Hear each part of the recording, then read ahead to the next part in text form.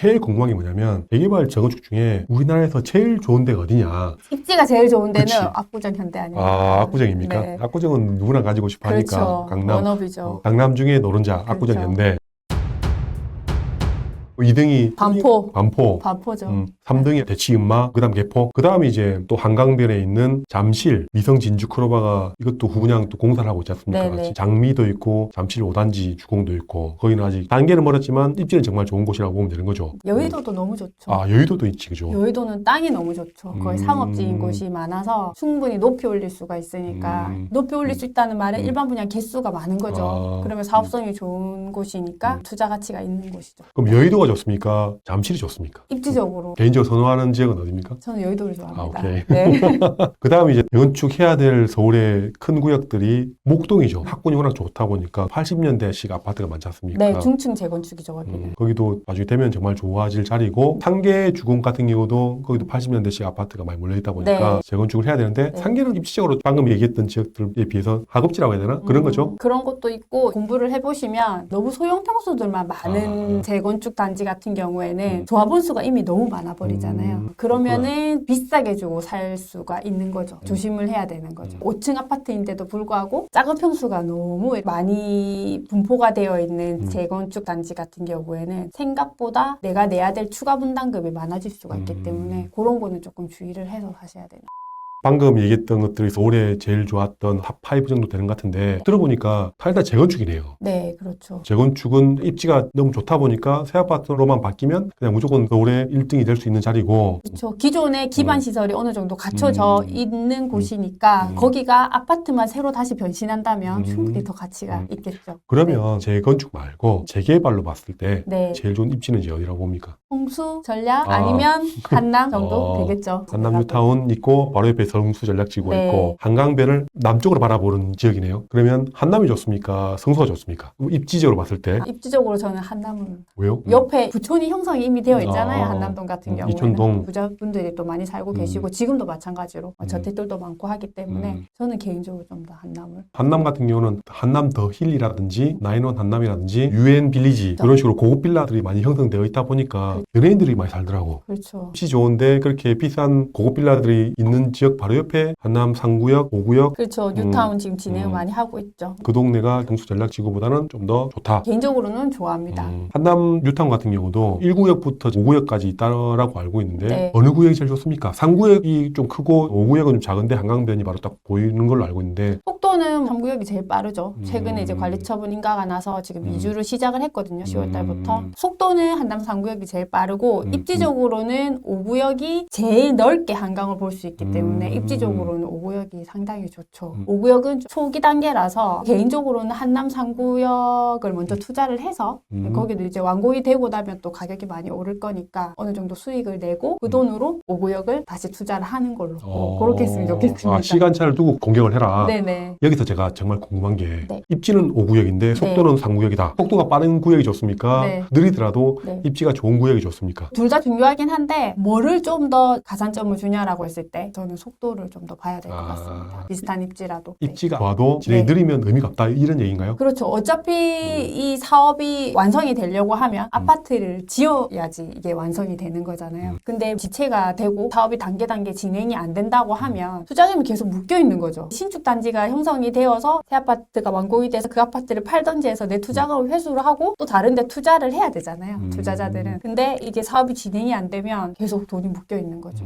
사업이 진행이 잘 안 되거나 느려지는 제일 큰 이유가 뭡니까? 다양한 원인이 있는데요. 아, 그래요? 네, 정치적인 요인도 있을 거고요. 아하. 뭐 서울에 계신 분들은 잘 아시겠지만 과거 시장님 계실 때 많이 지체가 되었었죠. 그런 요인도 있고요. 그리고 뭐 조합장님의 역량 중요하죠. 그리고 사업구역 안에 협의해야 될 대상들. 그러니까 예를 들어서 어린이집이라든지 종교시설이라든지 교회절 네, 그런 데는 아무래도 보상금 문제라든지 이런 게 있기 때문에 다른 옆에 구역들처럼 적당히 협의가 돼서 잘 마무리가 되면 입지가 좋은 곳은 또 잘 진행이 되기도 하는데 그런 보상 문제 때문에 많이 지체가 되는 경우가 있죠. 그런 식으로 보상을 요구하시는 분들이 종교시설이라든지 어린이집이라든지 아니면 상가 같은 경우도 있나요? 상가도 있죠. 장사가 잘 되는 상가 같은 경우에는 신축 상가를 받는다 치더라도 철거를 하고 아파트를 지어지기까지는 4년 정도 정도 걸리니까 그때는 장사를 못 하시기 때문에 많이 반대를 하시죠. 그런 분들이 비상대책위원회, 비대위 같은 걸 형성해서 진행하는 겁니까? 아니면 조합원들 중에서도 반대하시는 분들도 많은 겁니까? 본인의 이익에 반하는 재개발이 되었을 때 나는 더 손해라는 생각이 드시는 분들은 따로 이렇게 모이셔가지고 비대위를 형성을 하기도 하죠. 같은 조합 내에서도 감정평가를 실시를 했는데 내가 원하는 만큼 안 나왔다 하면 또 그분들끼리 비대위를 형성을 해서 분위기를 바꾸려고 하시는 곳이 있죠. 곳곳에 암초도 많고 그렇죠. 변수도 많고 그렇죠. 사업을 지체시킬 수 있는 요인들이 상당히 많다. 그래서 입지가 아무리 좋다 하더라도 그것 때문에 늦어지는 구역들보다는 입지가 조금은 떨어진다 하더라도 빨리 진행해서 빨리 새 아파트로 바뀌는 게 제일 좋다라고 얘기하는 거죠. 투자자 입장에서는 그게 중요하죠.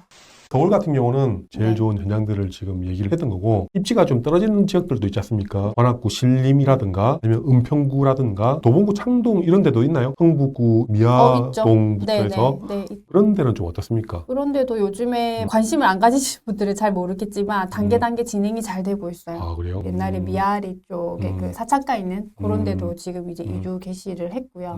네, 잘 진행이 되고 있죠. 돈이 많고 실거주를 좋은데 하고 싶은 분들이면 당연히 압구정 현대라든지 대치라든지 반포라든지 이런 데 사면 되지만 서민들이 당장 1억, 2억, 3억도 없는 분들 많지 않습니까? 네. 엄청 열심히 모아서 한 5억 정도로 도를 들어갈 수 있다고 하면 네. 제일 좋은 구역들 말고라도 네. 아까 은평구라든지 상계동이라든지 미아리라든지 이런 것들도 크게 문제가 없는 겁니까? 5억 정도면 아직까지 갈 수 있는 데가 많죠. 핵심지 빼고는 많죠. 입지가 좋은데 느린 구역들을 현장하고 입지는 가급진데 빨리 진행되는 게 좋냐 그게 궁금하거든요. 입지가 떨어지더라도 그래도 서울이기 때문에 수요는 충분하잖아요. 음. 그런 데는 괜찮죠. 일반 분야 개수도 어느 정도 나오고 하는 데는 분이 사업성이 있고 투자 가치가 있죠. 빨리 진행되니까 빨리 새 아파트가 되고 나서 2년 달다가 매도하고 중심가나 좀 더 좋은 입지 있는 곳에 갈아타도 괜찮다 뭐 이런 네, 얘기를 하는 겁니까? 네.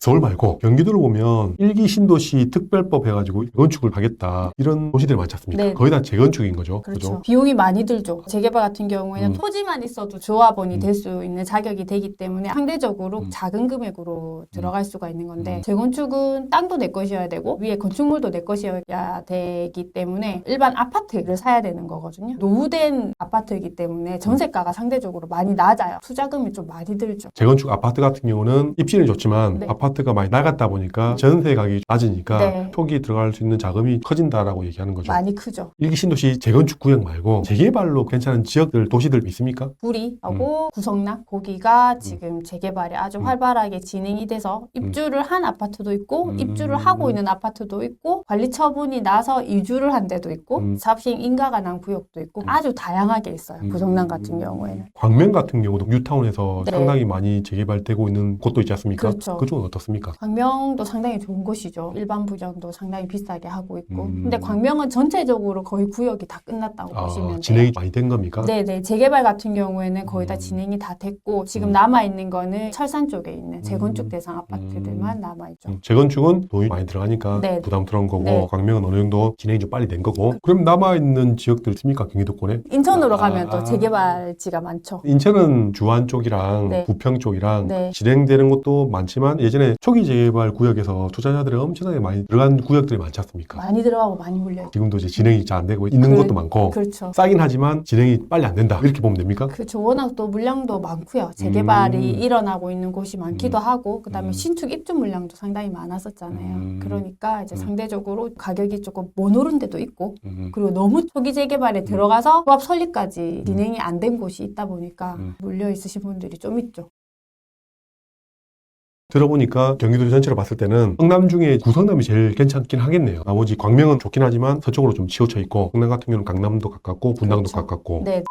서울도 좋고 네. 경기도도 좋고 인천도 좋은데 돈이 별로 없는 분들은 어떤 지역 어떤 구역이 제일 좋은지 이게 제일 궁금하거든요. 투자금 같은 경우는 요즘 1억 내외로 살 수 있는 거는 많지 않죠. 서울 경기도 쪽에서는 없죠. 뭐 1억은 분양권 열심히 넣으셔야 될 것 같습니다. 그러면 2억 아니면 3억 정도면 하나 정도는 살 수 있는 겁니까? 그렇죠. 한 1억 5천 정도만 있어도 경기도권에서 꽤 괜찮은 데는 살 수 있는 구역이 있죠. 그럼 1억 5천, 한 2억 3억 정도로 봤을 때 네. 투자금이 어느 구역이 접근 가능하고 괜찮다고 보십니까? 재건축 대상 구역인데 사업시행 인가가 나고 나면 감정평가라는 걸 실시를 하거든요. 감정평가를 오픈을 하면서 조합원 분양가도 같이 오픈을 해요. 그 조합원이 신축 아파트에 가기 위해서 추가로 내야 될 돈이 이제 그때 계산이 되거든요. 그렇게 되면 사람들이 내가 신축에 못 들어간다. 그만큼 돈이 없다 하고 싸게 내놓으신 분들이 많아요. 그런 재건축 구역에 가시면 지금 싸게 살 수가 있죠. 재개발, 재건축 중에 감정평가가 원하는 금액보다 좀 낮게 났다. 네. 돈이 좀 많이 들어가나 보다라고 해서 실망해서 가격을 싸게 내놓는 물건이 있다. 뭐 지금 그런 얘기를 하는 겁니까? 그렇죠.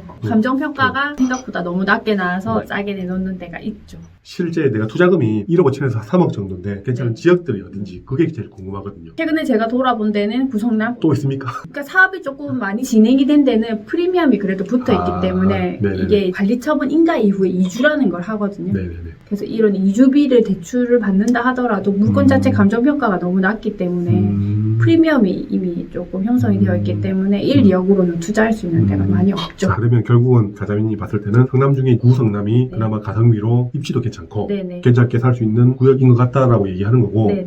서울하고 경기도권 말고 지방은 어떠냐? 광역시가 있고 도도시가 있지 않습니까? 네. 그런 곳들도 옛날 문재인 정부 때는 재개발 엄청나게 화랑이었지 않습니까? 네. 대략적으로 광역시 분위기는 어떻고 지방 도도시들은 요즘 분위기 어떻습니까? 부산도 지금 신축 아파트들이 많이 못 올랐잖아요. 준신축들도 입주 물량 때문에 그런 것도 있지만 많이 못 올랐기 때문에 재개발 아파트들도 그리고 재건축 아파트들도 2020년도 초반 가격으로 지금 회귀한 데가 상당히 많습니다. 부산도 입주 물량이 줄어들면 신축 아파트들이 오를 거니까요. 그걸 생각을 하면 충분히 메리트가 있죠. 투자성이 있는 거죠. 그리고 사업은 단계 진행이 또 잘 되고 있거든요. 지방에서 주목을 해야 될 도시들이 부산이 있고 대구가 있고 대전도 상대적으로 신축만 달리고 있잖아요. 먼저 분양권 분위기 좋고. 그렇죠. 전국이 다 그렇죠. 네, 근데 재개발 같은 경우에는 대전도 중구의 대장 구역 같은 경우에는 상대적으로 지금 많이 가격이 빠져 있죠. 그런 데는 일반 분양 물량도 상당히 많기 때문에 사업성도 괜찮고 가격이 많이 빠져 있기 때문에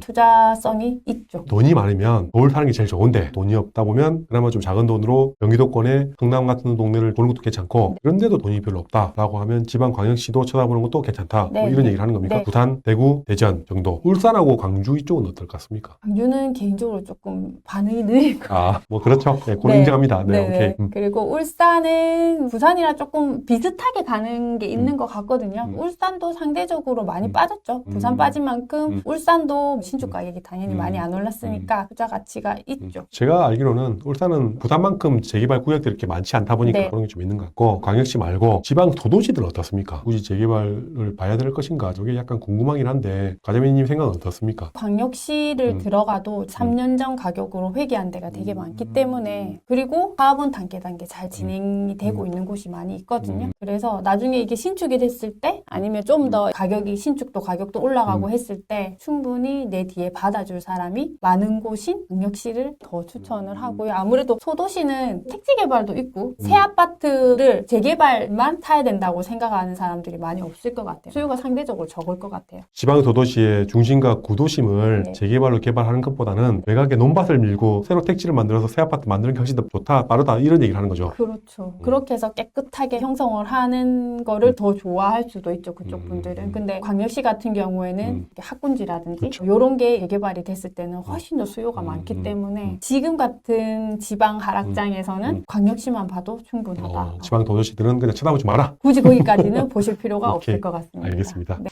재건축을 공부를 했거나 잘 아시는 분들은 쉽게 얘기를 하겠지만 네. 재개발도 모르는 사람 같은 경우는 구역들이 어디 있는지 찾기 힘들지 않습니까? 그렇죠. 쉽게 찾는 방법은 어떤 게 있습니까? 옛날에는 각 시도 사이트에 들어가서 뽑았어요, 자료를. 정비구역이 어디인지를 직접 뽑아서 봤었어야 되는데 지금은 아실 통해서 보시면은 구역이 다 예쁘게 그림으로 그려져 있어요. 지도를 보면 색깔로 되어 있는 구역들이 네. 다 지금 재개발, 재건축 구역인 겁니까? 그렇죠. 구역 지정이 된 곳이죠. 아실에서 지도로 보는 게 지금은 제일 쉬운 방법인 겁니까? 그렇죠. 그리고 위성 표시를 클릭을 하시면 현재 위치도 표시가 되기 때문에 현장에 갔을 때 내가 이 구역 안에 있는지 밖에 있는지 나의 위치도 같이 확인을 할 수 있기 때문에 아주 편하게 쓰실 수가 있죠. 지도상 이 구역 표시들은 정보는 정확하다라고 보면 되는 겁니까? 제가 보기에는 거의 정확한 것 같아요. 예를 들어서 여기 보시면 장애유타운 보면 4구역이 있고 10구역이 있고 15구역 이런 식으로 재개발 구역들이 있는데 10구역 진행사항을 좀 더 구체적으로 빨리 보고 싶다라고 하면 쉬운 방법이 어떤 게 있습니까? 서울 같은 경우에 서울시 정비목당을 들어가시면 각 구별로 클릭을 할 수가 있어요. 그러면 그 구를 클릭을 하시고 쭉 밑에를 보시면 구역이 나오고 그걸 엑셀로도 뽑으실 수가 있어요. 구역 이름 그리고 진행 단계 그렇게 해서 보실 수가 있고 근데 조금 느리긴 해요. 서울시 정비목당이 실시간으로 반영되는 게 아니고 조합에서 올려주는 정보로 업데이트가 되기 때문에 그 정보가 조금 느린 경우도 있어요. 지금 실시간으로 9월 말 10월 달 초에 지금 진행되고 있는 단계가 어떻게 되고 있고 반대하는 세력은 또 어떻게 있고 실시간으로 정말 쉽게 하려면 어떻게 하는 게 제일 좋습니까? 진행 단계 같은 경우 요즘에 또 소장님들이 블로그를 많이 이용을 해서 물건도 많이 올려주시고 구역 내에 있는 부동산 같은 경우에는 상황을 많이 업데이트를 해주시거든요. 진행 단계라든지 총회 예정이라든지 그런 내용도 업데이트를 해주시기 때문에 그런 거를 참고를 하시고 조합 내부의 이슈나 이런 거는 사실은 공식적으로 오픈을 잘 안 하세요. 그거는 현장에서만 사실은 확인을 하실 수가 있는 거죠.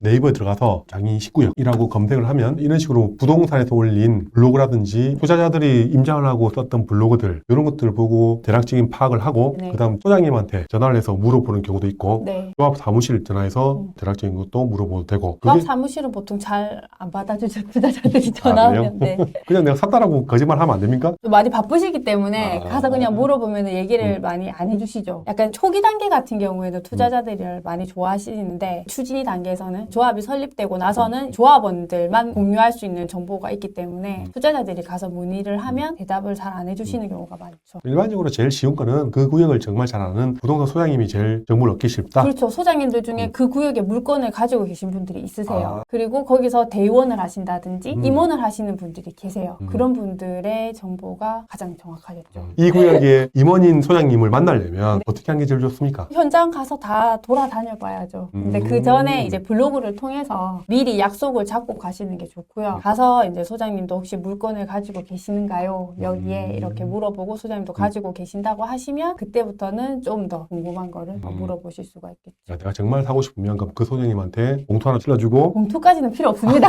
음료수 한 박스 사들고 가가지고 그렇죠. 바카스 같은 거 하나 들고 가면 돼요. 선물하면서 이것저것 많이 물어보는 게 제일 쉬운 방법이다.